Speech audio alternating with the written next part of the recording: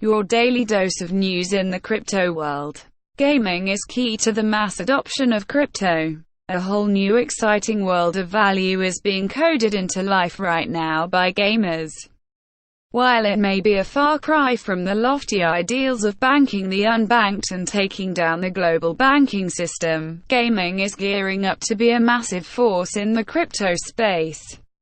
Addictively fun games will draw a whole new base of users into the crypto economy. Gamers are an excellent target market for adoption because many gamers are a touch more tech-savvy than the average internet user and tend to be a bit more open to new ideas. Just imagine this: a gamer beating a monster, picking up a rare item, selling that item for Ether on a secondary market, and then using that Ether to buy a new hat online. This creates a whole new network of value that is liquid, fast and global, and most importantly, taps into gamers' existing behavior, playing games. But for this exciting future to transpire, games need to be fun, addictively fun.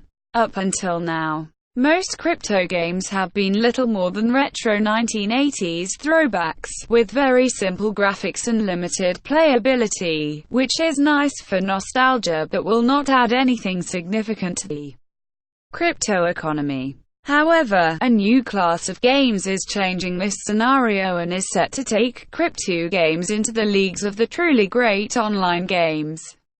Venture capitalist Tim Draper has come out to say that Bitcoin will reach $250,000 by early 2023. His comments bring hopium at a time when investors are still smarting from what has been a testing period these past few weeks. Bitcoin investors breathed a collective sigh of relief as Bitcoin managed to reverse the sliding trend. Currently, Bitcoin is trading at just above the critical $7,000 mark, having peaked at around $7,300 before sellers showed up to drop the price. The reversal has had the effect of injecting a sense of optimism in what was becoming a fearful market. Today, the Crypto Fear and Greed Index is still in extreme fear, with a reading of 21. But this is a marked improvement over yesterday's sentiment. The partnership between Ripple and MoneyGram has been fruitful for both companies. So far, MoneyGram has processed more than $100 million through Ripple's XRP-powered on-demand liquidity (ODL). In an interview with CNN, the CEO of MoneyGram spoke about the partnership and their future plans with Ripple's XRP. He informed that surpassed $100 million in total volume. A New York teenager hacked into 75 mobile phones and stole $1 million in cryptocurrency. Yusuf Selassie used a SWIM swapping technique to hack into 75 mobile phones earlier this year. According to local news reports, 19-year-old Yusuf Selassie allegedly hacked into 75 mobile phones in 20 different states between January 20 and May 19 of this year. He managed to steal $1 million in crypto assets in 5 months. Yusuf Selassie pleaded not guilty to 87 counts of grand larceny and other charges. Brooklyn-based Yusuf was arrested earlier this month in Corona, California, and was extradited to New York. The accused has pleaded not guilty to 87 charges of grand larceny, identity theft, and other charges. He allegedly transferred his victims' phone numbers into his own iPhones and accessed their all information, including crypto accounts and email addresses. According to the authorities, Yusuf stole $1 million in cryptocurrencies just from 2 entities. SIM swapping thefts are on the rise. Last month, 2 people were arrested for infiltrating into cell phones of crypto company executives and stealing more than $500,000. By using SIM swapping technique, the cybercriminal gains access to sell the phone and all accounts on it. Several people from the industry have reported SIM swapping attacks. Crypto exchange Bittrex is currently facing a lawsuit by one of its users who has alleged that the company did not act accordingly to protect him from such an attack. France approves First Eco. The French financial markets regulator, the Autorité des marchés financiers (AMF), has made its first initial coin offering, Eco, approval. While token sales remain legal as a fundraising option in France, only those that have been approved by the AMF may be marketed directly to the public. Also read: France adopts new crypto regulation. France's first approved ECO. The AMF announced on Wednesday that it has approved the first public initial coin offering in the country. French Law No. 2019-486 of the 22nd of May 2019, also referred to as the Action Plan for Business Growth and Transformation (PACTA) law, has introduced a specific regime for crypto assets and ICOs in France.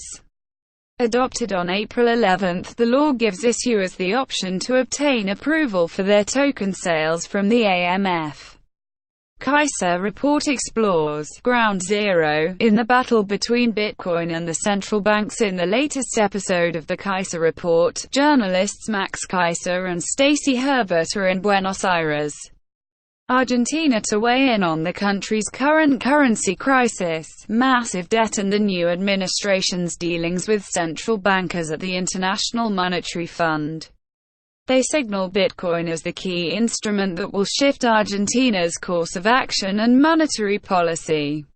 Says Kaiser, what we're seeing here is a resilience to the overlords like the IMF. For the first time in history, a country like Argentina has a weapon to fight the carpetbaggers at the IMF, the charlatans like Christine Lagarde. And that would be Bitcoin. I noticed on local Bitcoins use in Bitcoin in Argentina is skyrocketing. This is where ground zero is in Bitcoin versus central bank. It's happening right here in Buenos Aires, right here in Argentina.